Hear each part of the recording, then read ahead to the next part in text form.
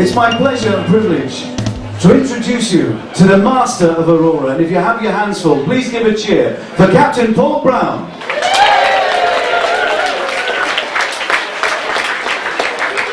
Thank you, Ian. And good evening. Good evening. And it's nice to be able to say formally, welcome on board. Welcome on board. Are you pleased to be here? Yes. Are the latecomers pleased to be here? Yes. Indeed, indeed. Anyway, it's nice to have you on board, and it's nice that we could stay behind and wait till we got everybody on board the ship. I think in the end we only turned away 2 people. Thank you.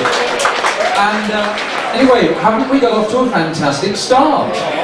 This is the Bay of Biscay. Yeah? Nice flat calms, sunny. Today we saw the Arcadia, we saw some whales. It can only get better from this.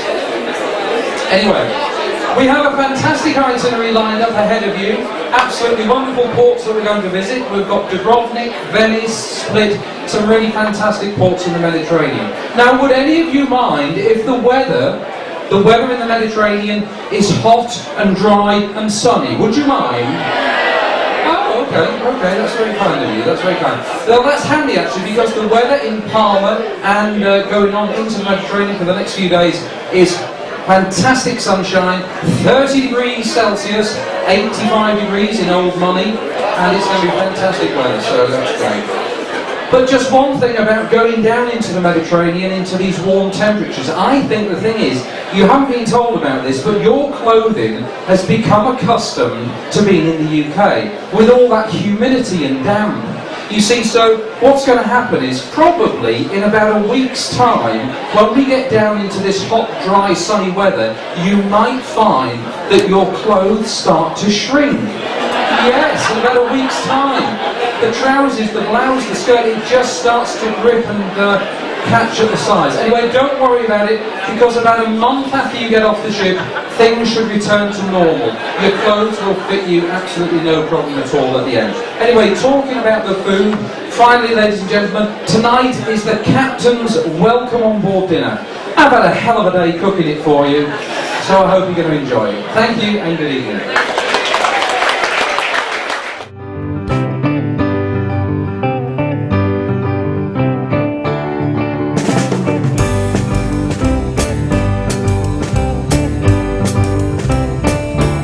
Dominated by its iconic Gothic cathedral, the Majorcan capital and cruise port Palma has been transformed in recent years into one of the most sophisticated hotspots of the Mediterranean.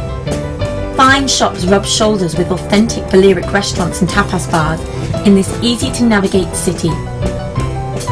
From the harbour filled with expensive yachts, wander up to the magnificent cathedral and stand in awe when you realise it took 500 years to complete. Spreading out around this ancient structure with its impressive views is a collection of side streets and alleys which give a sense of the city's cultural past and Moorish influences. Walking from the old town, you reach the thoroughfare of Passeig de Born with its many cafes where you can sample freshly baked spiral pastries called ensamadas, a local speciality. It is also well worth exploring the unusual circular Castel de Belvedere, overlooking the bay to the west.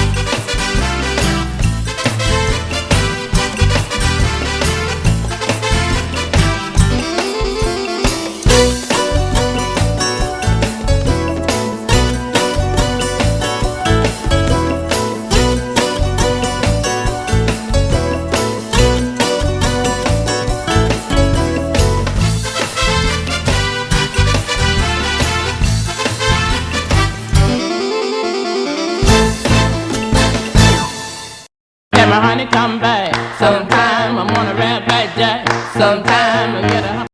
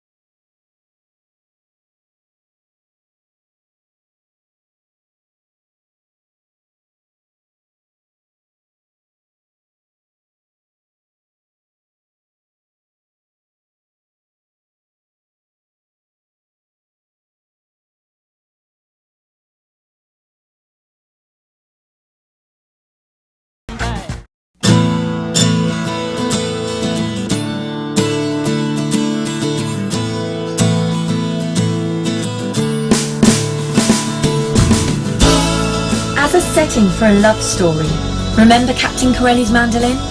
The unspoiled, rugged but timeless Greek island of Kefalonia is hard to beat. Although the largest of the Ionian Islands, Kefalonia is defiantly untouristy and delights in giving visitors a real opportunity to experience the flavour of an authentic Greek island community.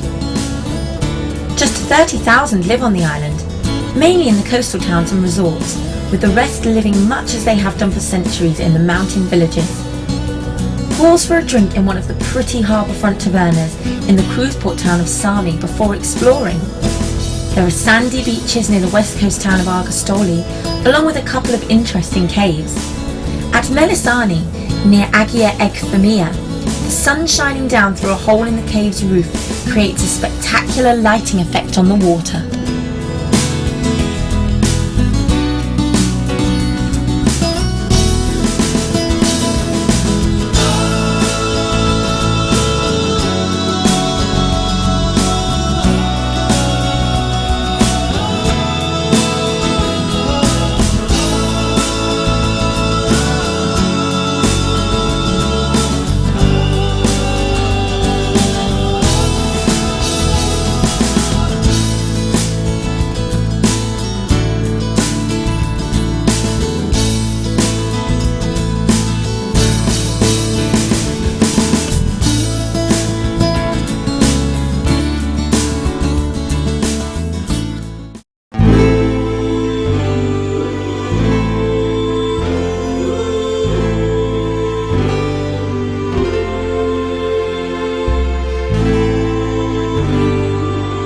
Sailing into the beautiful 12th century Croatian walled city of Dubrovnik is one of the great cruising experiences.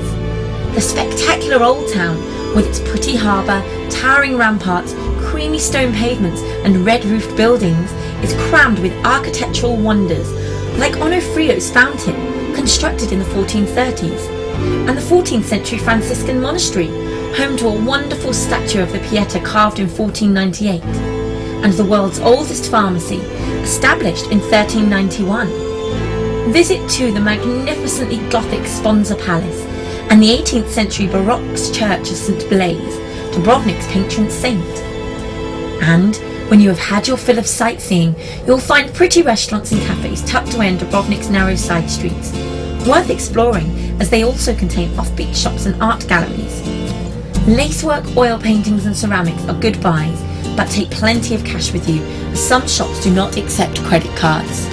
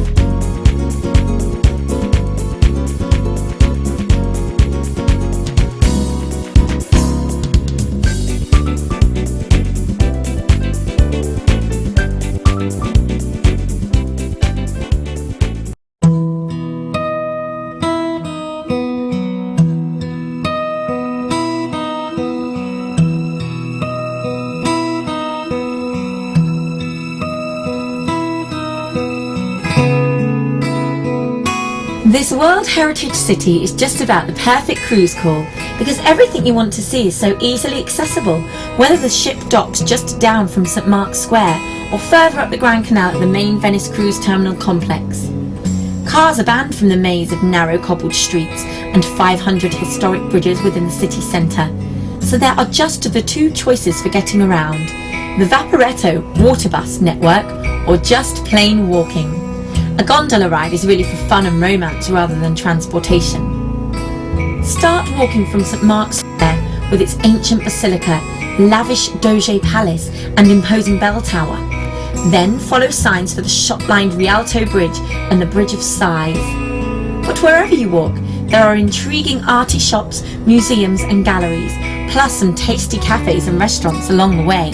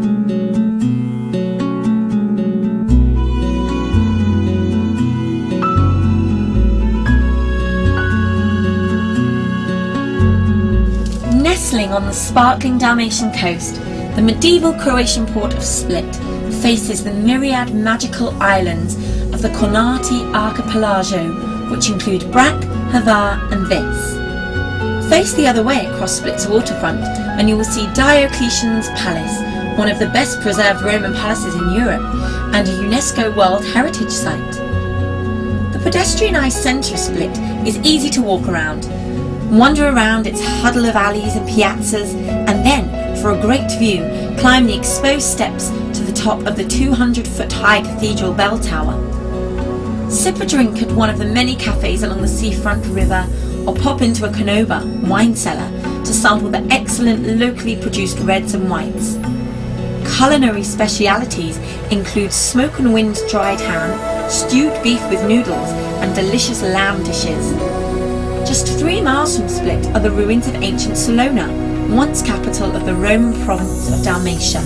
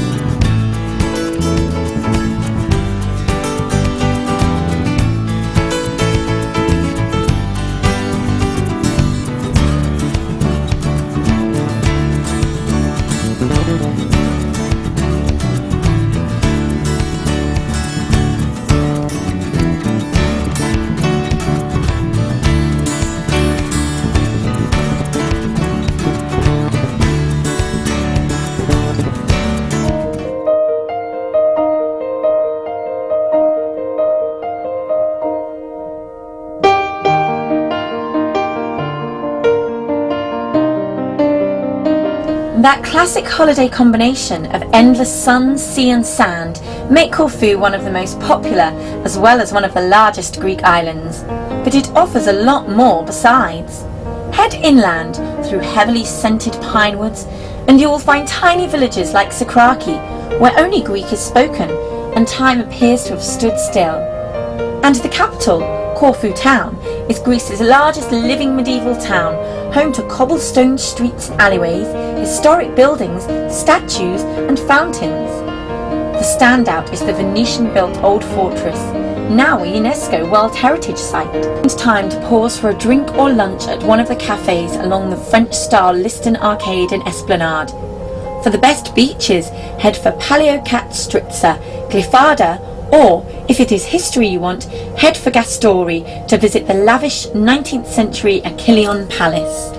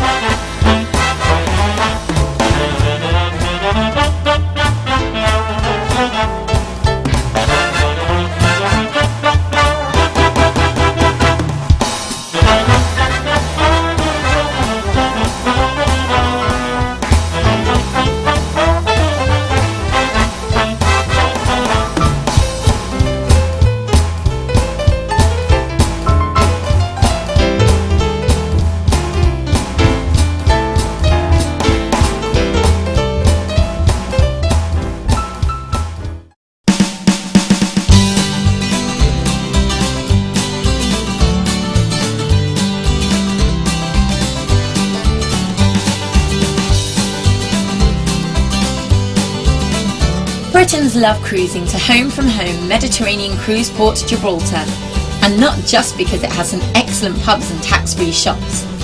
Good buys include glassware, china, leather goods, alcohol, perfume, silk and cashmere garments. Gibraltar also offers wonderful views of Algeciras Bay and the Moroccan mountains from the Rock restaurant, served by cable car from the Grand Parade. Birdwatchers can spot more than 230 species, and there are clearly marked nature trails you can follow to discover the country's flora and fauna. The most famous fauna, of course, are Gibraltar's Barbary apes.